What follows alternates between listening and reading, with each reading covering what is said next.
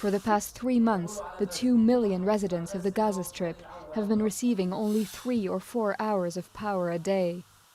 We have to make the dough, do the laundry. The electricity is cut off. So we wait. We make the dough and then it's ruined. So sometimes we have to throw it away. Palestinian culinary tradition is under threat. Ongoing attacks and blockades to food rations like flour and electricity have put Gaza's food security at risk, evolving culinary tradition irrevocably. The effects of these events manifest themselves in spaces for cooking, which become vessels for cultural change through conflict. The acknowledgement of Palestine by other country states is not absolute. This carries through to its cuisine. Importantly, it is often referred to as Israeli cuisine by their main antagonists in an egregious act of colonialization. Food has also become one of the only lasting vestiges tying the Palestinian diaspora to their homeland identity. Now even this is threatened. With this memory erased, kitchens in Gaza proliferate the cultural artifact of food. In this way, the food of Gaza becomes its main export, a symbol for solidarity away from but very much influenced by its political plight.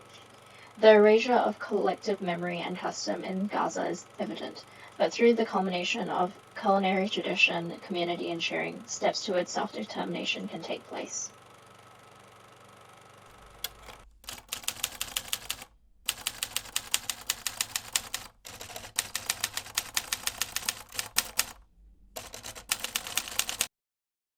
But most peasants rarely have meat of any kind. The main staple of the diet is an unleavened bread, baked by Mustafa's wife. Bread is considered to be a food staple in Palestine. It is intrinsic to the life of the people in Gaza. The architectural proposal is to establish a communal oven in Al-Nada, a typology which has long been established throughout the Middle East. In spite of any hardship, bread continues to be a steady constant. In that light, a communal oven has the ability to become a symbol for resilience by ensuring food security for the community and therefore self-determination for the Gazan people, a place to nourish, gather, and share by literally making and breaking bread. The intent for the communal oven is to be a shared resource. This includes families, school children at the male and female schools, and medical staff at the Boston Hospital. The evidence base for the proposal in Al-Nada is as follows. The ovens run on organic fuels, so electricity is not required for its function. Al-Nada is susceptible to power outages and has only one bakery with an oven that runs on diesel fuel. In this way, the communal oven ensures food security at all times. These ovens reintroduce traditional methods of cooking and preparing food, an act of heritage preservation. The area has a long agricultural history, linking the location to the intervention. People don't generally have access to the taboon ovens. This facilitates that. And finally, it utilizes the existing large and flat but empty site with an opportunity to create permeability through it. The ritual of preparing, cooking, and distributing bread has been split up into individual buildings and placed in a field arrangement on the site, forming a campfire of sorts in the center. The buildings were placed in a way that allows them to speak to one another while spacious enough to have a central courtyard. This creates a public space in the form of closely knit, intimate spaces, which much of the eastern part of Al-Nada is lacking. It also directs the courtyard towards view shafts located to the west of the site, connecting the existing pedestrian footpaths more efficiently. As mentioned earlier, the proposal includes a dedicated building for each part of the ritual.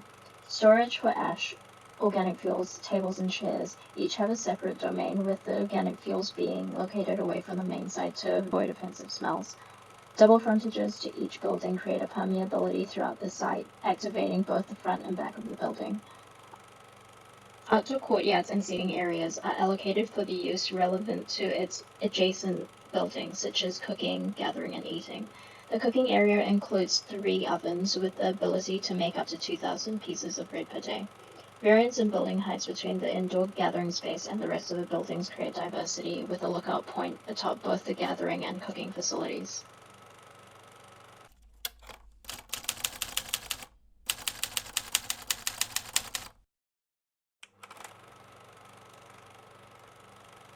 Here we see people congregating around the central courtyard, either taking part in or observing a cooking ritual, whether it be baking bread, making dough, shoveling ash, transporting fuel, or cooked items. People are invited to lounge in enclaves created by 2 walls jutting from each of the buildings or within the peripheral courtyards. These areas can also be used for eating, lounging, gossiping, playing cards, or catching up over tea. Plastic chairs and tables are stored on site for people to use as they like, placing them where they feel most comfortable. The cooking space can also be used for gathering, with benches bordering the courtyard and accommodating up to 30 people. Women prepare bread dough, often to sit on the floor or a low stool. They use this time to bond, gossip, and sing. There is a separate cooking space out back. In this instance, 2 women use it to toast freshly milled grains, later to be used in bread.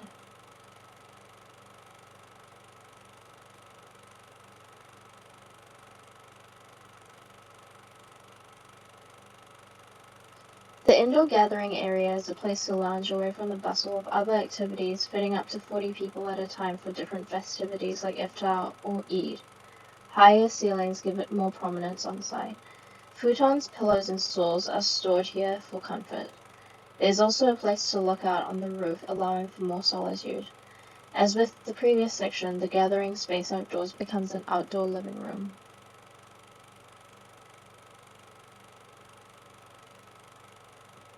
Bread is dispatched primarily from the pickup area. Horse-drawn carts and motorbikes transport them to the schools or hospital, but generally boys and men tend to carry this out for families. Groups of people are encouraged to take the bread there, freshly made, and eat in the adjacent courtyard.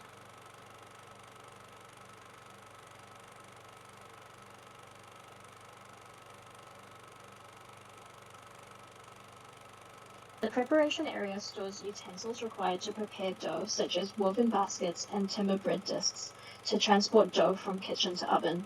A range of bread types indigenous to Palestine can be prepared on site, such as malati, a sweet yellow bread frequently made during Eid, taboon bread, a robust bread suitable for dense dishes, or sage bread, and unleavened flatbread.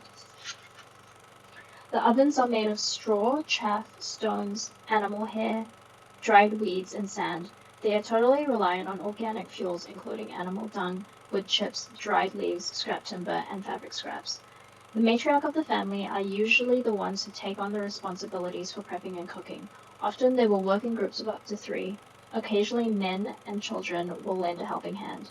The cooking process requires at least 3 people. Stews and casseroles can also be cooked in this oven. Large, pointed iron skewers are then used to remove the bread to be placed on trays for transport. The Alnada community will contribute to the management of the communal oven and the distribution of bread. Each stakeholder, including schools, families, and hospitals, arrange their own prep, cooking, pickup, and delivery services from the dispatch center. Labels delineate between each group and the bread ration for them by their cooks. Each stakeholder will be liable for managing the oven, restocking supplies, managing inventory, cleaning, and organizing the rostered use of the oven, with each stakeholder taking turns to carry this out. Tea towels, trays, and plastic bags will be stocked in the distribution center for easy transportation. The construction methods used reflect traditional Palestinian construction techniques and materials available on the Gaza Strip. Made of clay, sand, and gravel, mud brick is favored for its practicality in terms of ease of production and low cost compared to concrete. Mud bricks also regulate the internal temperature of the building.